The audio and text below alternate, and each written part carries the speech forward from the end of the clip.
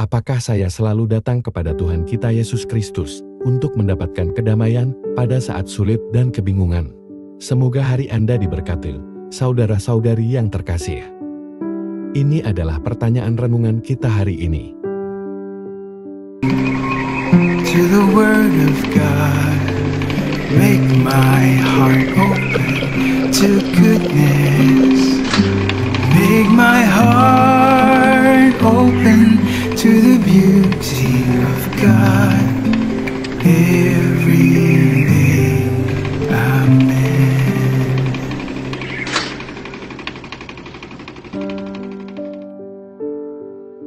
Dengan segala kebisingan dan kerusuhan, kekacauan yang mengelilingi kita, dengan apa yang dunia tawarkan kepada kita, dan bahkan semua janji dari orang-orang di sekitar kita, kita semakin kekurangan damai. Hanya ada satu sumber yang dapat memberi kita kedamaian sejati. Damai abadi, damai yang datang dari Tuhan Yesus Kristus. Genesis Domingo adalah salah satu pekerja penuh waktu komunitas CFC dari Provinsi Isabela, Filipina. Dia bergabung dengan komunitas melalui Family Ministry CFC, mulai dari CFC Kids for Christ tahun 2001, CFC Youth for Christ pada tahun 2005, lalu di CFC Singers for Christ pada tahun 2011. Dia menjawab panggilan Tuhan untuk menjadi pekerja penuh waktu di tahun 2014, di mana dia pertama kali ditempatkan pada Ministry Youth for Christ. Pada tahun 2020, ia ditugaskan pada Departemen Dukungan Keputusan Evangelisasi dan Analitik di mana dia melayani sekarang. Sebagai misionaris penuh waktu, Genesis berkorban dengan menjangkau orang-orang yang dipercayakan padanya di departemen di mana dia ditempatkan. Dia akan mendaki selama 8 jam hanya untuk sampai ke komunitas terpencil dan melakukan kegiatan untuk anak muda, tidur di lantai tak bersemen dengan hanya tikar anyaman dengan penduduk setempat. Dia juga pernah mengumpulkan dan menjual limbah material hanya untuk mengumpulkan dana mendukung anggota ministry agar dapat ikut dalam kegiatan. Pada suatu saat, ketika dia bahkan disalahpahami oleh seorang pemimpin komunitas, karena apa yang dia lakukan yang nampaknya berlawanan dengan panggilannya sebagai misionaris.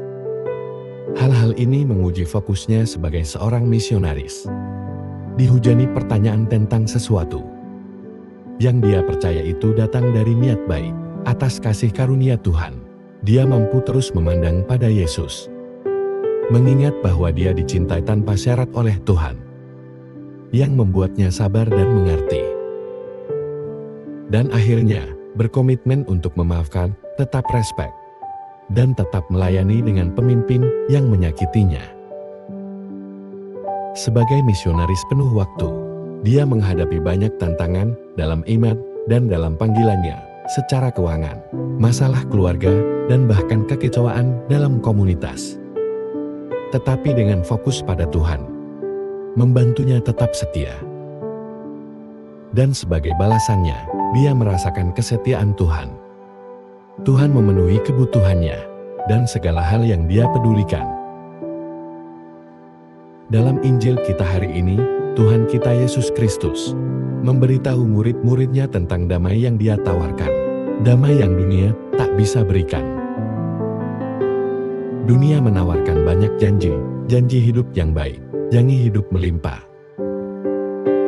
dan kebahagiaan dalam berbagai cara dan sudut pandang yang berfokus pada pelestarian diri dan mementingkan diri sendiri, berharap ini cukup. Namun, sebagian besar atau bahkan semua yang ditawarkan dunia terbatas dan akan membuat kita tetap kosong di akhirnya. Jika itu menjadi fokus kita, kita harus menyadari bahwa perdamaian sejati dan abadi tidak berasal dari hanya memenuhi kebutuhan fisik kita atau kebutuhan emosional yang berfokus pada pelestarian diri dan relaksasi atau hiburan sesaat.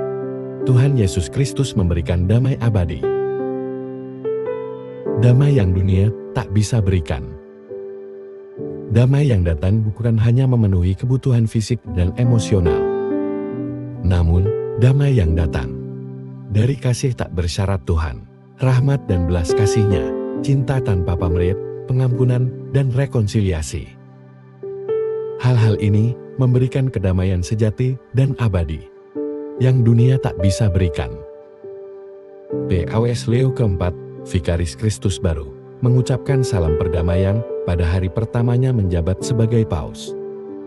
Semoga damai menyertai kalian semua. Ini adalah damai Kristus yang bangkit. Damai yang tanpa senjata. Rendah hati dan tekun, damai yang datang dari Tuhan. Tuhan yang mengasihi kita semua tanpa syarat. Marilah kita berdoa. Dalam nama Bapa dan Putra dan Roh Kudus, amin. Bapa Surgawi, terima kasih telah mengasihi kami tanpa syarat, melalui pengorbanan Tuhan Yesus Kristus. Dengan kasih tanpa pamrih yang Dia berikan.